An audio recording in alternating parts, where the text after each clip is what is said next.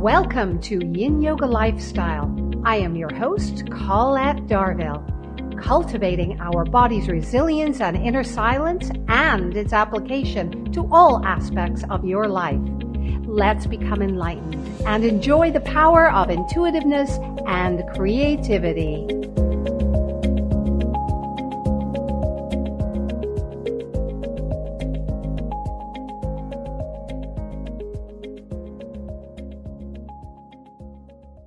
You are listening to Society Bites Radio, social interaction for the mind and soul.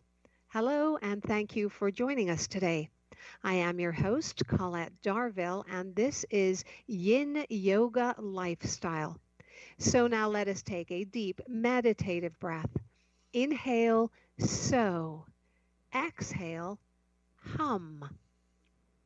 Kim Barnes has spent 30 years on the air. Now she coaches clients for on-camera impact. She works with executives, entrepreneurs, speakers, and small business owners who want to improve their on-camera presence for video, virtual presentations, and media interviews. Kim was an award-winning reporter and news anchor for 15 years, including more than a decade of KVUE in Austin. And since leaving news, Kim is also seen in corporate videos, commercials, and also does voiceover work. Kim also taught television news reporting at the University of Texas, which is her alma mater. And that's also where she met her husband, former sportscaster Mike Barnes. But she says that's a really long story. And if we have time, we might even check that out.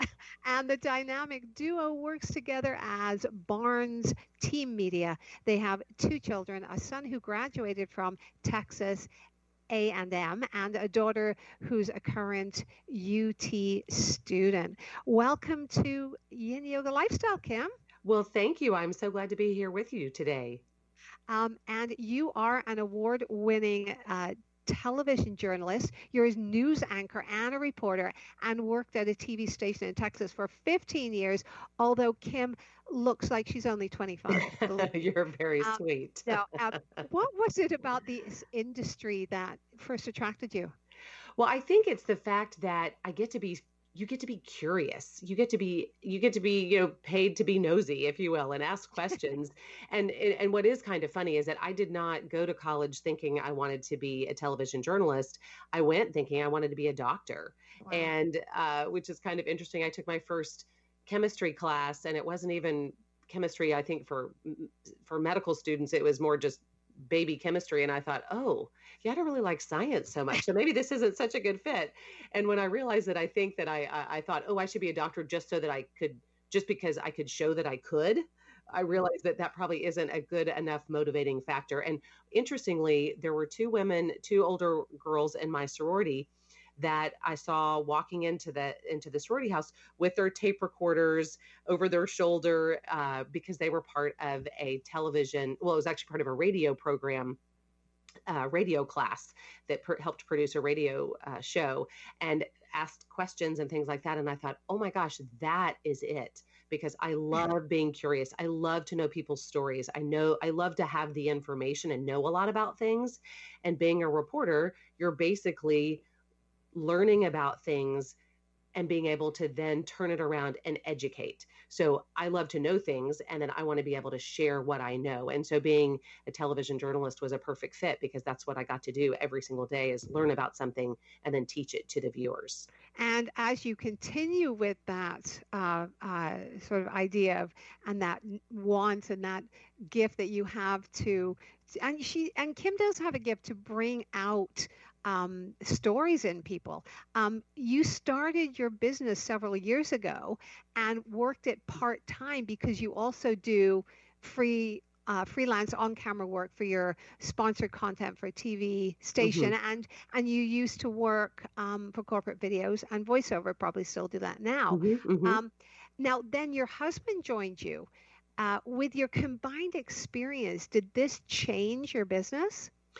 I think it just added to it. And I would always, even when he was still working full time as a sportscaster, I would sometimes bring him in when we were working with, if I had a client that I wanted him to work with me, to do it with me. But I think that it allowed us to be even reach people even more because he is an extreme introvert, which is interesting to think Wow. about since he was a sportscaster and on TV and had to, at one point, had to actually be on live at DKR Texas Memorial Stadium with 80,000 people watching during.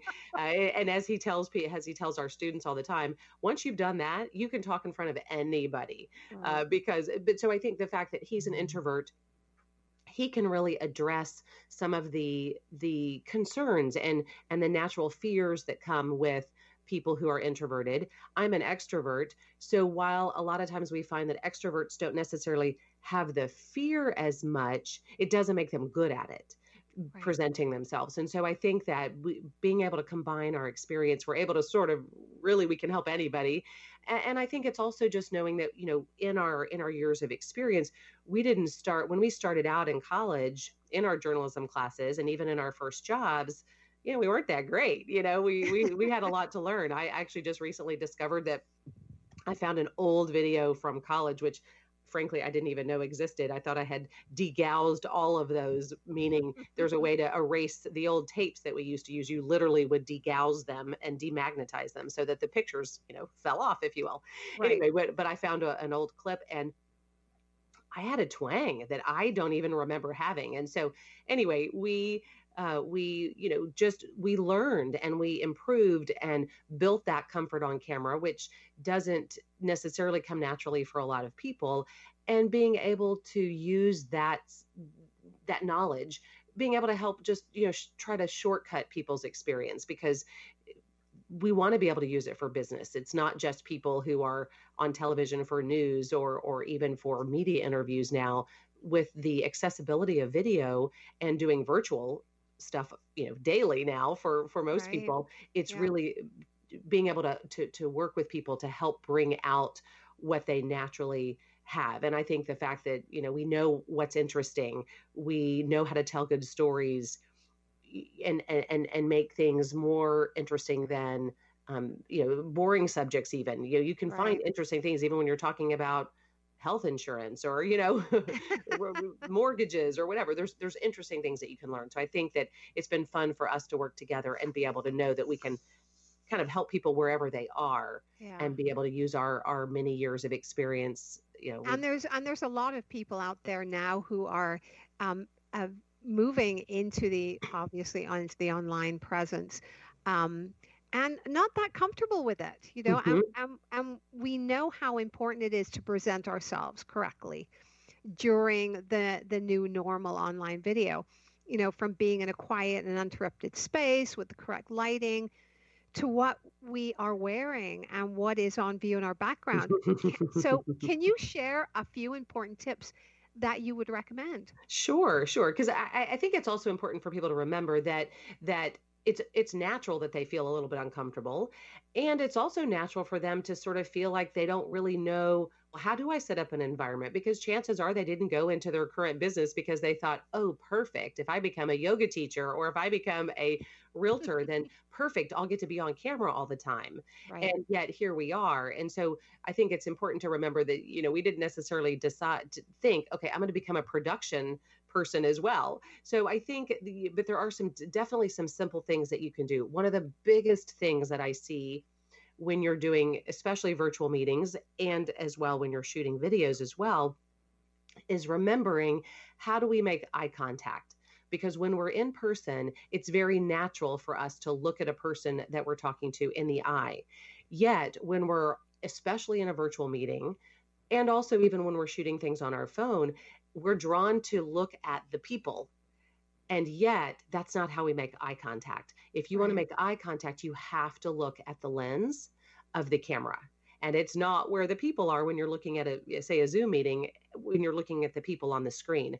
And so I think that's really important for people to keep in mind because, again, if you want to make eye contact and help build that relationship, because that's how we do that is by making eye contact, is just having to remember. If I want to make eye contact, I have to look at the camera. And that's so, so important.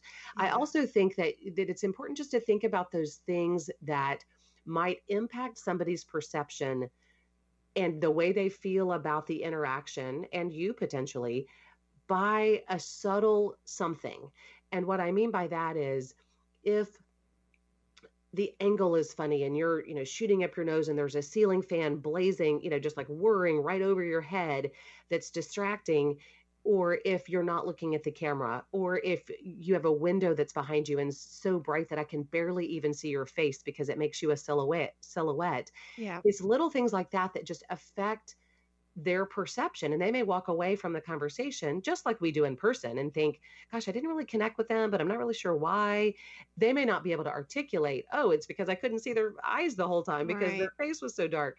So I think that being aware of those, all of those little things that can become distractions, whether the person really realizes that's what it is or not. So things like looking at the camera, checking your angle to make sure that that you've got your camera at eye level, making sure your lighting is good, that you've got more light in front of you than behind you. Just all of those things that really make it so that they're not going to be distracted, because we know that if somebody is distracted, what do they focus on? The Right. distraction and not Right. you. And certainly also audio is really important too, because if we can't hear you clearly, it's very difficult to follow along the conversation and not feel like you're sort of straining because you can't. I've heard this phrase before, you can't squint to listen. And so if you can't hear, it's like having Charlie Brown's teacher wah wah wah. You can't be part of the conversation, and a lot gets missed in that in being effective when you're communicating. So just a couple of tips, but so many of the things then are just that practice and knowing, and knowing how to look and sound as best as possible. Yeah. And there are many and many, many of us out there right now who are needing to know this information. And there are many fitness teachers because I mean I'm a yoga teacher that Mhm. now teach live online classes. And the live is interesting because you can't tweak the light because you're in the middle of a pose or you're you know it's a bit hard. It's not Mhm. pre-recorded. Mhm. Um, so my question to you is, do you have any advice for people who are teaching fitness to make their videos more Mhm, appealing? mhm. And that's tricky because you are needing to see more of you, because if you're trying to Right. lead an exercise class, they need to be able to see all of you versus when you're in a Zoom meeting and they just need to see you, shoulders up, chest Right. up. So I think that a couple things to think about, thinking of the things, the tips that I just shared, Yeah.